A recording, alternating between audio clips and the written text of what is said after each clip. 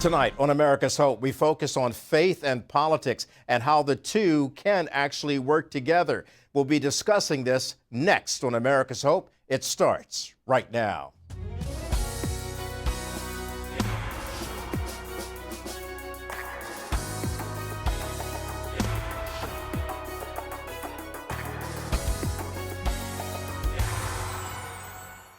From the NTD Global Headquarters in New York, I'm Kelly Wright, and this is America's Hope. And we're glad that you can join us this hour. Thank you for doing so. We do hope that you're safe and well, taking care of yourself and your family.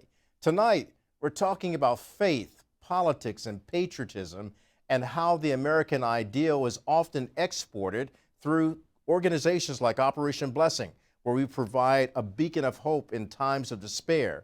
But we're also talking about what's happening in the marketplace and the classrooms of America, from early childhood to college campuses today.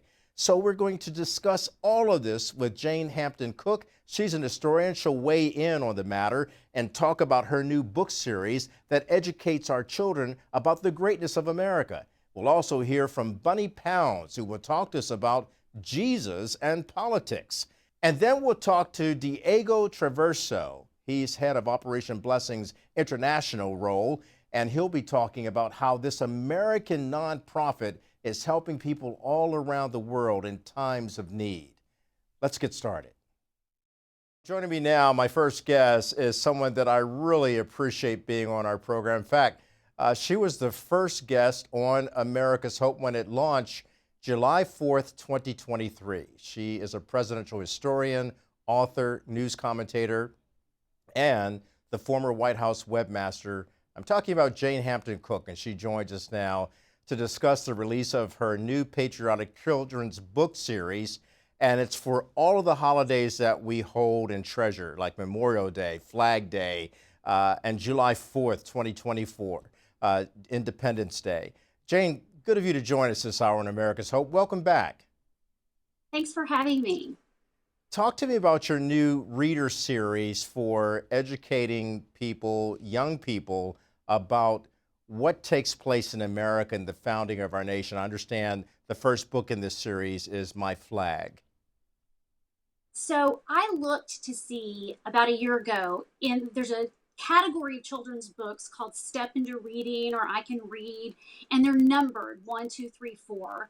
And I wondered if there were any, patriotic books. And I really didn't find many at all. There was nothing about the flag. And so I felt like this was a good opportunity to put some products into the market to help young children and elementary age children learn more about the flag. So the first book is called My American Flag. And it's, it has rhyme like Dr. Seuss. It's good for 4 to 6 year olds. And then I took the lyrics to America the Beautiful and I had them illustrated. And so that's my second one. And then the third one is the pledge to the flag. So you learn the history of how we got our pledge. And the fourth one is My Country 'Tis of Thee. And so that's the song with a lot of really fascinating facts about it. Children really played a big role in that song's popularity. And then there's another one that's a number 4. It's called What's True About the Red, White, and Blue. And so that one's all about the virtues behind the colors and heroes that represented valor and courage and things like that. And so this is a really good series for children, whether they go to public school, homeschool, private school, to just delve into a little bit about our nation's history and specifically learning about the flag. Discuss your new book with us in terms of how it will help our children understand the values of patriotism. So patriotism is love of country. It's for people who are willing, to defend their country. So that's what the term actually means. And, when you learn about the flag in the first book, My American Flag, you discover, there are 50 stars. But originally there were 13 stars because we started as a nation with 13 states. And so it just gives a child just a very basic understanding of the flag, and it attaches emotions to those flags, to the flag. The flag can make us happy, it can make us proud, it makes us want to cheer USA out loud through imagery. I love it. We were talking about patriotism, and I just want to remind people that In March, the Wall Street Journal conducted a poll and revealed that only 38% of those surveyed said patriotism was very important to them, and only 39% said religion was very important to them. It is. And, in the story about the Pledge to the Flag, book number 3, that was a time, the 1890s were a period of a lot of immigration. We had millions of people coming from Italy and Eastern Europe, Russian Jews.